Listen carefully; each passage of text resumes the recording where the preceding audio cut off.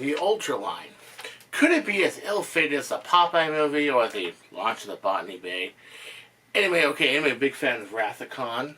This is like Star Trek fiction lore right here. The Botany Bay. And somehow they got this big box on top of this rocket. And North Koreans, what can you say? They'll launch anything. They'll launch an elephant into the sky. Even a big ass box like that to launch the worst predator of all the Star Wars movies. Khan. That's right, the Botany Bay. There it is. Flying. No wonder it was ill-fated. It should have crashed, but it didn't. And, well, this kind of crashed. And why? Well, we had a really weird ammo format and a few other things. But the pistols, however, and the blasters, some say aren't really bad. Worker made a kit for one of them. Another thing was, like the Pharaoh, the other thing was that it has a huge plunger tube and a few other things. So today we're going to take a very serious look at the Botany Bay of Nerf, and that is Nerf Ultra. This was donated to me by Mr. Price. Eric Price. It actually goes by Hydra, so he's a fellow Bondville like me. And he is a designer for FFW. He sent me this, and I haven't had a chance to really open it. So I decided to break out a cup of Joe. Caffeine addiction. It's worse than heroin, I tell you. Yeah. And open this up and see how it fires, how it shoots, everything. I swear, there's no skag in that coffee. I swear. So let's see here. So in this whole thing, I decided I'm going to open up like most people do. Forget the tools, forget everything. Just rip it out with brute strength. Ooh, it came out with brute strength. Pretty good. So you get one blaster. And you get, and all the flywheel people are like, I'm pulling the trigger, it's not doing anything. My lipos must be dead. Well, this is a Springer. That's right. So you pull this back. Holy crap, it's a lot of action. It's a lot of action, but then you feel gears. Why gears? Why? Why gears? Why couldn't they just put a plunger right here and be like, boom? Could we do that kind of mod? Perhaps. There's a lot to work with here. But we'll have to fire it up and let's see. And yeah, this is my scary video I made when I was trying to promote my music. It was called Under the Sea. If you want to check it out, it's on my music channel. But as you can see, it might give you nightmares. So, anywho. Yes. Oh, here we are. It tried to escape but couldn't. And it comes with these darts. And these darts are your Ultra darts. They're about, the heads are about the size of your original Whistler darts, okay? But the body, oh, it's pretty decent. We'll try the head hit test again. Pretty good. But it's like low-density polyethylene styrofoam or some crap. I think Drac was right. It's not like styrofoam. It's like that plastic airplane kind of styrofoam. You know, kitty lions, they fight each other. Yeah, so at any rate, I think what the best thing to do, and there's that third one in there, but no, I'll just leave it in the box for now because, and it goes adorned like this, and adorned like this. Let's shoot at a target for a while and leave the angry kitties the rest of my ghost self right there. So that's my ghost self with my stratty. That's my strat. 32 years old, it still sounds great. Okay, enough hooey. Let's shoot at some targets. Alright, so here it is. Now I got this camera pointed in this direction, and it's time to range shoot. Yep, range shoot time. My little room. Okay, so you pull that back, that big, huge freaking slide. And I wish that was actually the actual plunger action, like it was that long. Okay, your dart is flush. It's kind of weird. Let's fire away. See what it can do, huh? Okay, I got that target. Can it hit it? Can it hit it? Of course not. What am I thinking? You would think with these specialized darts, it does feel like it has quite a bit of punch though, but would think with this kind of power. Close. Okay, a little low. Would think with a new dart and everything, the dart would finally be accurate. I'm going to go a little higher. No. It tends to print a little low, I've noticed. Well, here's the thing, man. You're going to make a new ammo format. You're going to go through all this trouble of coming up with new foam, new this, new that, new everything. Then you're going to leave the stinking hole here? Come on. At least when Adventure Force came out with their half-length darts, you know, it was actually pretty good. So this is my Ultra Match, well, my Bird of Prey, Type LT, and it's got a red dot and everything else. And I'm thinking at this range, if you really want to make an ammo for it, you really want to break through, even with a slower ammo for it, it needs to be accurate. And this thing just isn't, you know what I'm saying? This, compared to something like this, I mean, come on, man. Come on. Yes, I know I have a scope on it. I know that this is a state-of-the-art blaster. I know a lot of people are sick of seeing it, but it's my favorite blaster. What can I say? It's my favorite pistol. And the thing is that when I heard they were coming out with something like Ultra, I was like, great, wonderful. The ammo, really cool. Well, here's the problem with Ultra. One, it's proprietary. Two, they didn't work on it. I mean, you look at, let's say, an Adventure Force dart, okay? You look at that, okay?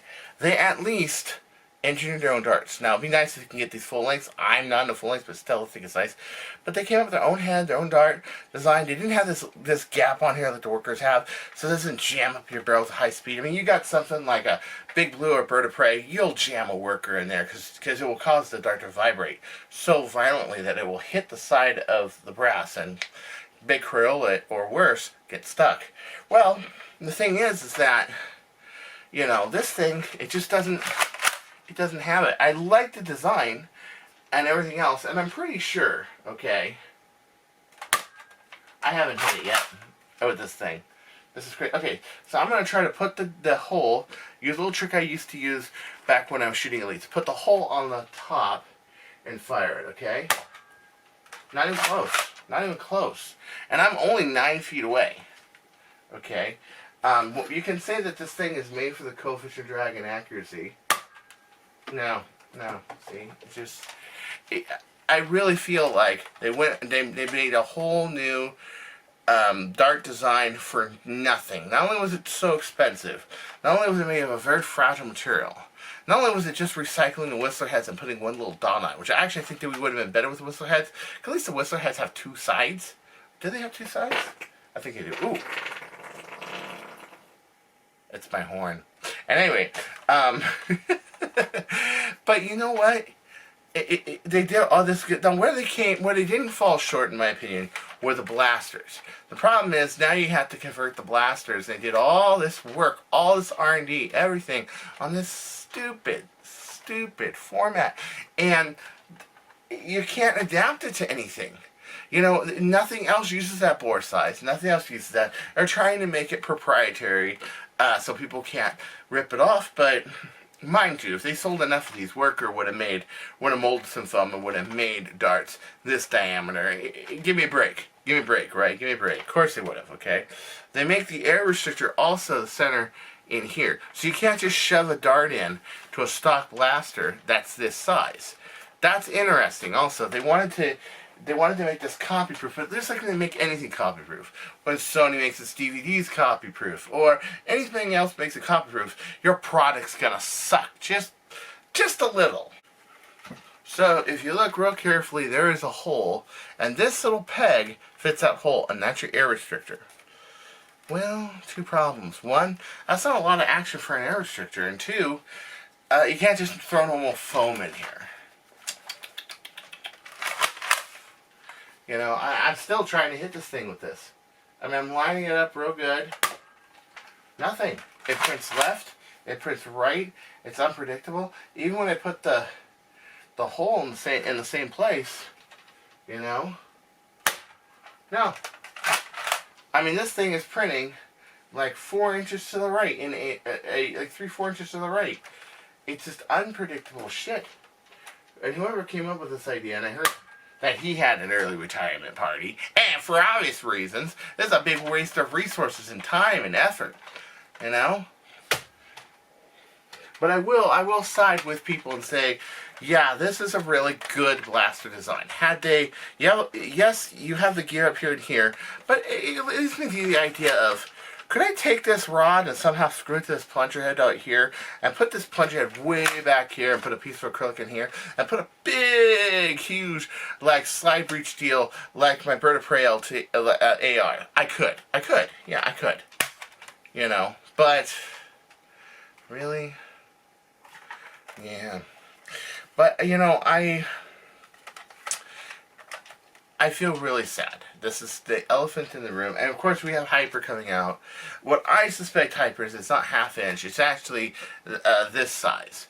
It would be really cool if Hyper was actually 500 or 512, because then I could throw it in here and I could throw like 3 balls in here and shotgun it, rather than doing something like, oh, I don't know, doing something like this, where I'm going like this and like that. You know what I mean? Also, I think Hyper would be really cool for shotgunning. So I think that Hyper comes out smaller diameter, smaller mass, maybe a 1 grain, a 1 gram ball. You know, I mean, I love this. This is really cool. So, you know, should I shoot the target? Why not? Why not shoot the target? Look at this. Huh. 3 darts like that. Bam. You know? So, Hyper, do I think it's going to be as miserable of a failure? No, because at least it's going by a sound principle. Rival. And what is our big complaint about Rival? 1, it's big and heavy. And 2, the blasters need a lot of air to push them. Now, if we take Hyper, we change the magazine on something like this, okay, and we use the same Kronos tube in here. Think about it. You can have more airflow for the design, and you can throw it much farther. I like that idea. I like that idea a lot, you know. So I'm just going to guess that it's 1 gram. I don't know if it is or not. This is already loaded with 3. And this is what I'm saying, guys, about the shotgun design last video. Yeah. That was low, but you can see what I mean. So, I don't think that new formats are dead. I'm still shooting low. I think that they need to be thought out a little more carefully. And like I'm suggesting with a shotgun design, like a Saturn, if we came out with a Hyper Saturn, for example, that instead of holding 10 balls, it held like 15 or 20, and it ran off a pump action and an SGG just like this, and it ran off a Kronos tube, you can have really good power, really good moddability, and or even make it so that chamber can throw 3 of them. I mean, wait a minute, how much action do I got? That's almost long enough just to throw 3 at a time. You would have an actual shotgun, 1 pump, and there it is. So I think just like Nerf had done in the past, where they had worked on models that had worked. Let's say the Retaliator to the Recon. Let's say the Recon 2. Let's say Worker with the Prophecy, basing it largely on a Retaliator, okay? Or even a Game Face Pro, working largely on a Retaliator, okay? You work on stuff that your consumer likes, and not only does your consumer like, but you have R&D already on it. You're not trying to reinvent the wheel. What I think of Ultra is this was a bad attempt to reinvent the wheel, and it was all about making the rounds not copyable. Not better, not faster, not farther. I don't see this going much farther. Maybe this goes as far as a good rival blaster. Okay, yeah, maybe. Okay, but it's not 125 feet. We all know that, okay? Personally, I don't think, and that one, the 3 missed entirely. I don't think that the idea is dead. I just think that we need to go back to our roots, not try to reinvent the wheel too much, and not pick people who have bright ideas in boardroom meetings with stockholders go, yay, know nothing about Nerf, and come up with stupid things like that. So until next time, this is Cartaya saying, don't you go changing, or I'll find you. And if I find you, just like Khan said, you'll be buried alive.